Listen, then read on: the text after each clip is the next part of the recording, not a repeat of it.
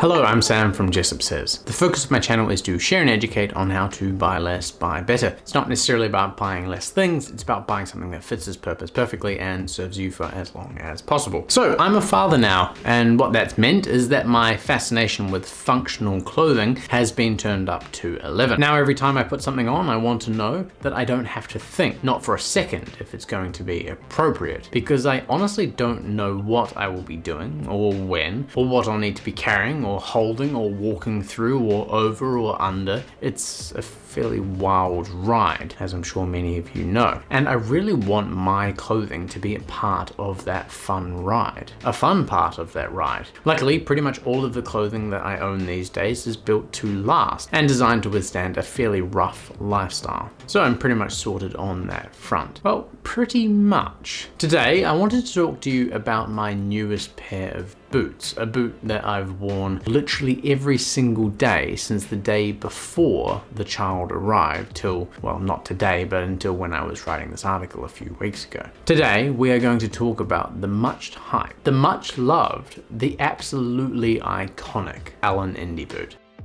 So the pair I have feature the following details. The brand is of course Alden, the color is a medium brown, and the model is the 4011HC, and they are made in the USA. The materials are a hornbeam leather that's actually a snuff calf suede and a commando sole. The construction features a derby style construction with a mock toe stitch and a split welt or a Goodyear style welt. The last is the True Balance last, and they are on the 7D, which is the same as the LHS that I also have from Alden. The cost was 1,195 Australian dollars, and I purchased them from Double Monk here in Melbourne, Australia.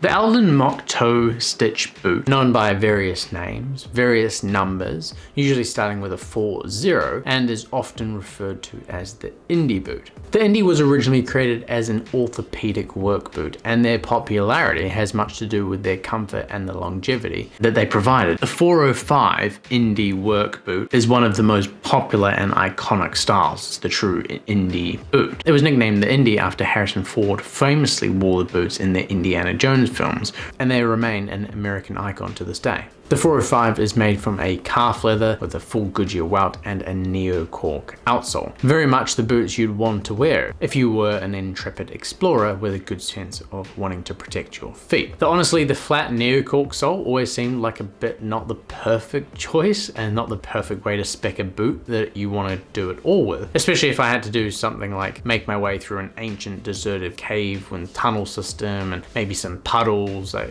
really wouldn't want to be slipping around and falling and landing in a pit of snakes. Though seeing a snake here in Melbourne seems to be very unlikely. It is interesting to me that they were originally an orthopedic boot, and it was for this reason that Harrison Ford actually insisted on wearing them in the film Indiana Jones, as he used to wear them when he was working as a tradie and found that the pair that the costume company had provided him were extremely uncomfortable, and it was that small decision that made an orthopedic boot a simply iconic must-have boot that is still relevant so many years later.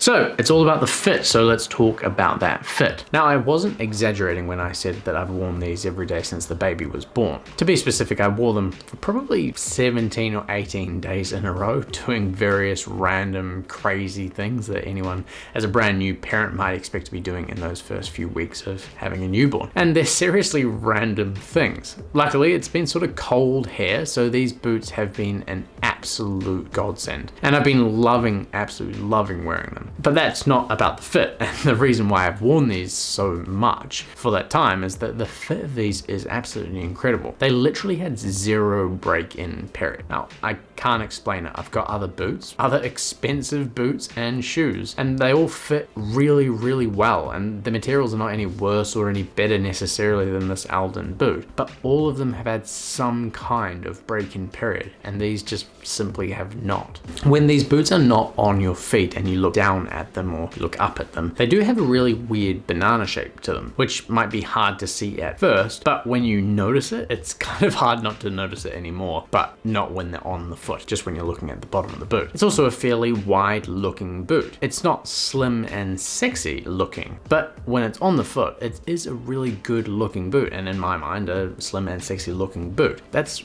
when it's on the foot. And after tying up a whopping 5 eyelets and 4 speed hooks, these boots are really nice and snug around everywhere that you'd want them to be snug. You can also customize how you lace them up, so you can have it looser somewhere or tighter somewhere, depending on how you like them to fit. The height of the shaft is the perfect height to keep those ankles nice and locked comfortably in place for jumping over rocks or through a stream or something. And the heel counter and the heel cup is surprisingly fitted for how round the back of the whole boot seems. It really hugs the back of the foot. And the arches are also surprisingly fitted. I think due to that banana shape of the boot, it means that the forefoot sort of curves around as well, which hugs the arch, but then provides a really wide and roomy forefoot, which means that the front of my foot, which is fairly wide, not super wide, but fairly wide, fits me pretty much perfectly on both the inside and the outside. Often my little pinky toe is sort of pushing against the outside of the last, and in this case, the last hasn't meant that that is the case. So yeah, they fit my feet really incredibly well. The length is also perfect for me. They are a really crazy comfortable boot. They're very sure underfoot. I feel very stable, very sturdy. Exactly what I'd hoped and exactly what I've needed. So the elephant in the room of this boot, my boot, is probably the material. It's not the classic 403 brown Chrome XL or the one that Indiana Jones wore, the 405, with its slightly reddish leather. Both of which are lovely, both of which are smooth leather, and if you followed me for a little while, you probably know that I really like suede. To me, it's the ultimate material, and a really high quality suede is basically the same as normal smooth leather, but it's super resilient and resistant to the elements, not taking any scratches or rubs or patina at all. They're also amazing in the wet and when treated with a bit of Saphir Renovateur, not the silicone spray, not a water repellent spray. Please don't kill your good suede. It becomes naturally water repellent. It's just an incredible material. And for local options, that means that I can basically have snuff suede or a light brown suede, which I'm personally really happy with. But you can also get a dark brown suede in the same boot if that's something that you're after. You just have to buy it from America. I'm personally really happy with the lighter shade. It's a very, very, very versatile color, and I know of other people with that same leather and they get a lot of use out of it. The suede itself is very, very nice, very, very soft. It's supple. It's exactly what I wanted. Choosing that leather actually fixes the only other thing that I wanted to change about the original 405 Indy boot, which was of course the sole, which on the suede boot is a commando sole, providing a much grippier rubber sole on both the forefront and the heel part. This means that no matter rain or shine, I can happily stomp around, do whatever I need to do, be it in town or in a field, and I'm pretty much going to be stable and sure-footed in all of those situations. It's a very practical option for my lifestyle, and combined with the split well, it provides a little bit more water resistant between the upper of the shoe and the sole of the shoe. Again, it just means the boot is even more unstoppable. Also to note that on some boots, this makes them really firm and really hard to break in, the choice of using a split weld. But as mentioned, this hasn't seemed to be a thing for my boots. As for the construction, there's not much to say really, other than it's solid. It's Goodyear welted or it's stitched right around, which means that it can be easily repaired. And it's even easier that you can pull off the Commando half soles and just replace that bit to give your boots many, many years of wearing and repairability without needing to do the full sole. It's ideal for a boot that I literally intend to wear forever.